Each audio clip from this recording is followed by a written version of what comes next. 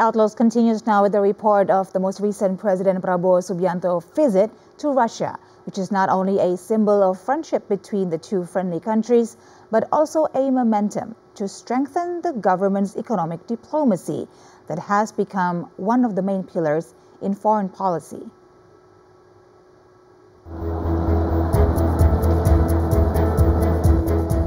During his official visit to Russia from June 18th to 20th, President Prabowo Subianto held a bilateral meeting with his Russian leader Vladimir Putin on the first day of his visit and delivered a keynote speech at the annual St. Petersburg International Economic Forum on the following day. During the bilateral meeting, President Prabowo and President Putin signed a declaration of a strategic partnership, an economic agreement that is expected to further deepen the two countries' economic cooperation, both in trade and investment. The signing of the economic cooperation is considered timely as it occurs when Indonesia is striving to further diversify its export market amid rising global economic uncertainty. The partnership is also expected to attract more foreign direct investments from Russia and other Eastern European countries to support President Prabowo's target to boost the economic target of 8% from the current 5% before his 5-year term ends in 2029. Meanwhile, in his keynote address at St. Petersburg International Economic Forum, President Prabowo reaffirmed Indonesia's steadfast commitment to maintaining a non-aligned foreign policy stance despite growing global geopolitical complexities.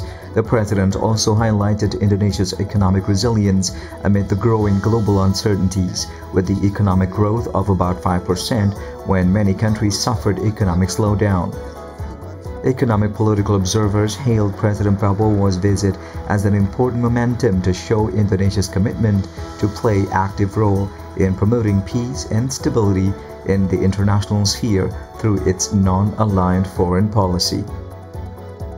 The visit has also significantly supported the government's economic diplomacy as one of the government's agenda further to expand trade and investment through a mutually beneficial cooperation. Russia, for example, has strongly supported for the signing of the Comprehensive Economic Partnership Agreement or CEPA between Indonesia and the Eurasian Economic Union, which has been under negotiations since December 2022. During the trip in Russia, President Prabowo and President Putin officially announced the conclusion of the Free Trade ASEAN Agreement or FTA between Indonesia and the Eurasian Economic Union, which consists of Russia, Armenia, Belarus, Kazakhstan, and Kyrgyzstan. The FTA agreement is set to be signed during the EAEU summit in December this year. The free trade agreement with the EAEU opens up new export opportunities for Indonesia, especially for key commodities such as crude palm oil and its derivatives, copra, coffee, natural rubber, and cocoa butter. President Prabowo's Russian visit was one of his important foreign trips after his 12-day trip to China, the United States, Peru, Brazil, and the United Kingdom in November last year. The value of the cooperation agreements reached during the Russian trip is far less than those recorded during his visits to the 5 countries. However, the impact is quite significant because the partnership agreement signed during the Russian visit would further boost trade and investment, not only Russia but also with Eurasian countries, where potential economic cooperation is mostly still untapped.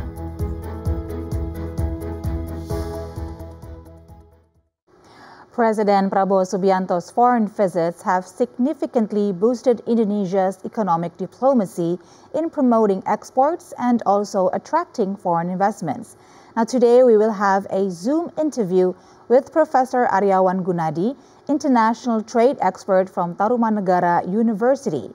And here he will talk about Indonesia's economic diplomacy and how to make it more effective in raising exports and attracting foreign investment.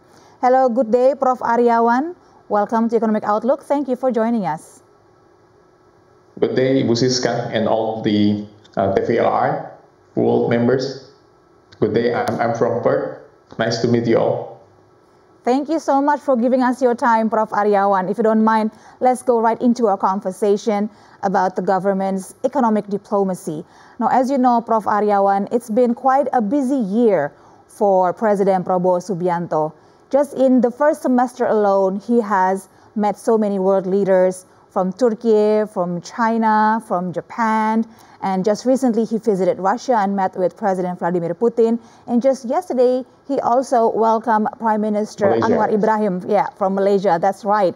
Now, our question is quite evident that the government has put a priority on diplomacy in expanding exports and attracting investment through dialogues and economic partnerships and also free trade agreements.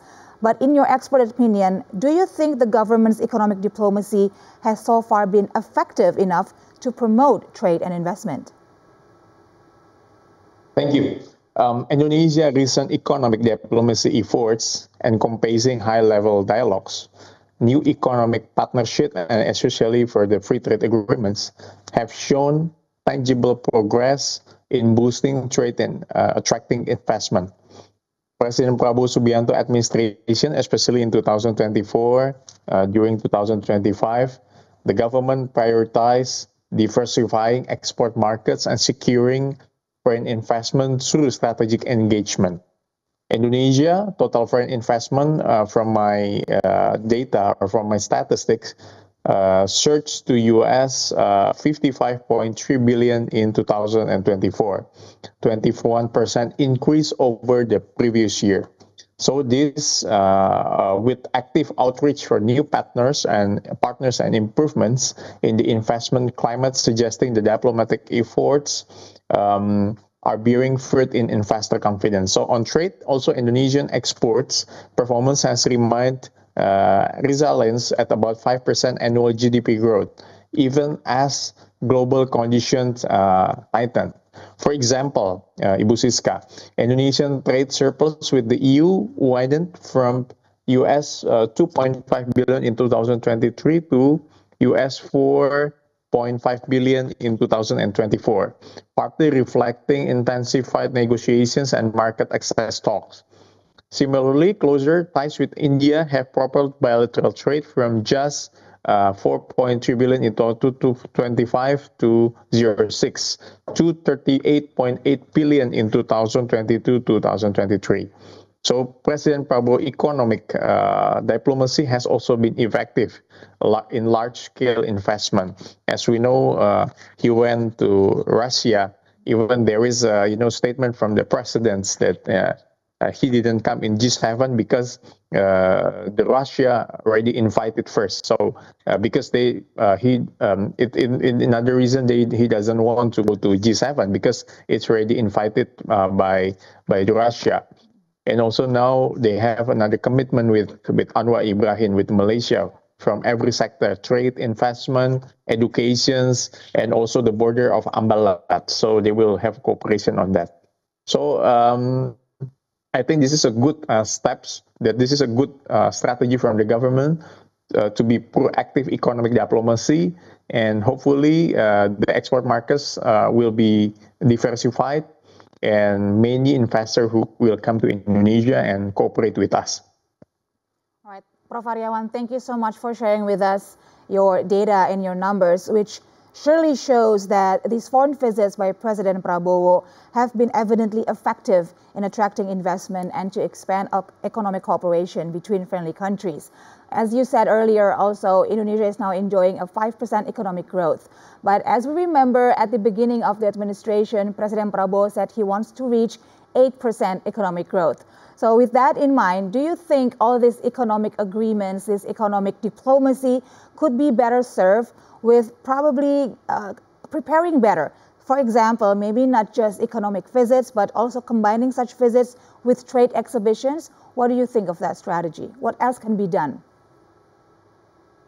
Yes, of course. Of course, achieving 8% is not easy because we still have economic growth less than 5%. But I believe that President Prabowo frequent foreign visits will be have a good and a high impact tool of economic statecraft And many observers consider them that as this is like an effective approach to attract investment and expand trade. So we will wait about the impact of the President Prabowo visits.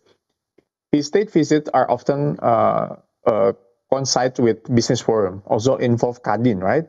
And deal signing that signal Indonesian openness. So, for example, Prabowo first overseas tour in November 2024 included China, the US, APEC meeting in Peru, also G20 in Brazil and the UK, and also the Middle East. That this will underscore economic priorities. So this trip produced concrete outcomes. In China, Indonesia secured 10 billion US dollars in new investment. In the UK, 8.5 billion by investment commitment was obtained. And in the UAE, in Arab Saudi, a suite of agreements, industry, tech, mining, infrastructure, health, and also tourism were reached. So this is a commitment and reflect the immediate wins to face-to-face diplomacy. So we will see that from Prabowo visits, there will be open a large business delegation and trade forum, of course, in achieving 8% economic growth. So we will wait because now, like yesterday, we have Anwar Ibrahim cooperation, and also he saw that there's a lot of progress of our Prabowo administrations, and we believe that President Prabowo personal diplomatic outreach has been effective and can be even more powerful when paired with well-prepared trade exhibitions and business forum. So the foreign visit grabbed attention of the leadership level and secured broad agreements. So Indonesia will expand into non-traditional markets. Such a strategy will be key of translating diplomatic visit into lasting trade relationships. And of course, there will be there are lots of trade negotiations and agreements that's been made between several countries, including Indonesia. All right, Prof. Ariawan, as we know, there are also numerous comprehensive economic partnership agreements that we have with many friendly countries like Australia, South Korea, and also Japan and the European Union as well. Now, in your opinion, in your views, have these comprehensive economic partnership agreements significantly benefited Indonesia? And if not, how can we better suit ourselves to make sure that these agreements truly benefit us? Yes, thank you, Ibu Siska. Now I'm in Australia, so I can see that the relationship between Indonesia and Australia is really good. They have a good communications and good trade negotiations. And Indonesia has entered into several comprehensive economic partnership agreement, or CEPAs, and with major economic, including Australia, South Korea, Japan. So this is under negotiations. The EU, and they still have begun significant benefits for Indonesian trade investment. And we will see the progress. Like CIPA, the Indonesian-Australia CIPA in force since 2020, has brought access for Indonesian product and professional in Australian market. While Australia was already a close trading partner, CIPA depends by eliminating most tariff. Right, while United States, as we know, they put tariff in several countries. Now we are still in negotiation with United States, but the agreement opened cost cross-border and work opportunities between Australia and Indonesia in CEPA, like mining, healthcare, and finance. So we will see. Like in South Korea with Indonesia-Korea CEPA, came into force in January 2023 and highly eliminating tariff of the vast majority of goods. I think this is good for Indonesia. South Korea is one of Indonesia's key Asian partners with total trade, in my data, around 18.37 billion US dollar in January till November 2024. So this is with IK, Indonesia-Korea CEPA, Indonesia will eliminate 95% of its tariff lines on import from South Korea, and South Korea will remove 92% of its tariff for Indonesian exports. So the sectors like agriculture, fisheries, and industrial goods where Indonesia is competitive. And Japan, we see Japan. We have Indonesian Economic Partnership Agreement with Japan, has been placed in 2008, and a major amendment was agreed in 2024, and will assist or help Indonesia in automotive and electronic manufacture, because Japan is very, very strong on that. So we believe that also Indonesian product, if I'm not mistaken, 112 additional Indonesian product, like included fishery, tropical fruits, processed food. Indonesia will improve access for Japanese steel and autos. And of course, there's a lot of things. Like another else, like European Union, as we know that EU, Indonesia, although it's not finalized until June 2025, the EU-Indonesia is final stage of negotiations. And both sides expect to conclude it immediately. And we will see that the EU as a massive market, around 450 million people, and Indonesia, third largest trading partner. And we will believe that Indonesia export to EU could rise by more than 50% in the first 3 to 4 year of implementations. We will wait on that. So in summary, in the existing CEPA-style agreement have on balance benefit Indonesia, as long Indonesia can take the goodness or the benefit of this. So it's securing preferential access to major markets, encouraging foreign investment, and spurring domestic reform. So we will see will be lots of benefit for Indonesia. Ibu Siska, thank you. Prof. Ariawan, thank you for enlightening us with the latest updates from the numerous CEPAs that Indonesia has with so many different friendly countries. But unfortunately, we only have enough time now for one last question, Prof. Ariawan, and I would love to get your take and your opinion on this question about how should Indonesia reach out to untapped markets that is available, because we've been very consistent with our traditional partners, with China and with Japan, with the European Union.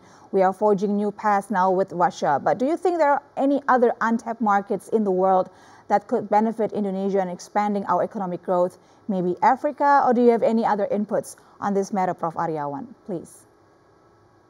Yes, okay. Expanding exports in non-traditional markets, as you mentioned, such as Africa, Middle East, Latin America, and Central Asia, of course, requires a multi-diplomatic strategy. And I believe that by our membership in BRICS, Indonesia will have access to the membership of the member states of the BRICS.